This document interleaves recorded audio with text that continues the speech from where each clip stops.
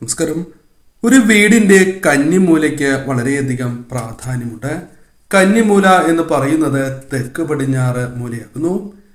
തെക്ക് പടിഞ്ഞാറ് മൂല ശരിയായ രീതിയിൽ സംരക്ഷിക്കുകയാണ് എങ്കിൽ അത് ആ വീടുകൾക്ക് സർവ്വ ഐശ്വര്യങ്ങളും സൗഭാഗ്യങ്ങളും കൊണ്ടുവരുന്നതിന് സഹായകരമായി തീരും.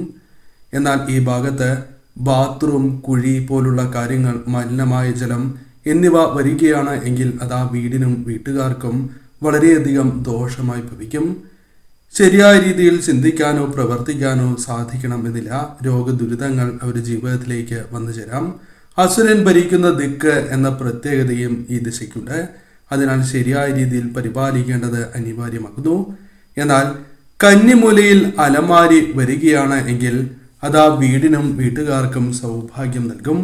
ഇവിടെ പണം സൂക്ഷിക്കുകയാണ് എങ്കിൽ അഥവാ കന്നിമൂലയിലുള്ള അലമാരിയിൽ പണം സൂക്ഷിക്കുന്നത് ആ വീടുകളിൽ ധനപരമായ നേട്ടങ്ങൾ, ഉയർച്ച, സൗഭാഗ്യം വന്നു ചേരുന്നതിന് സഹായകരമായി തീരും.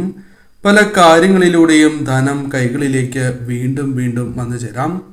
കൂടാതെ കൈകളിലിരിക്കുന്ന പണം ചെലവായി പോകാതിരിക്കുകയോ അല്ലെങ്കിൽ അത്തരം കാര്യങ്ങൾ, ധനപരമായ കാര്യങ്ങൾ കൂടുതൽ നിങ്ങൾക്ക് അനുകൂലമായി തീരാം.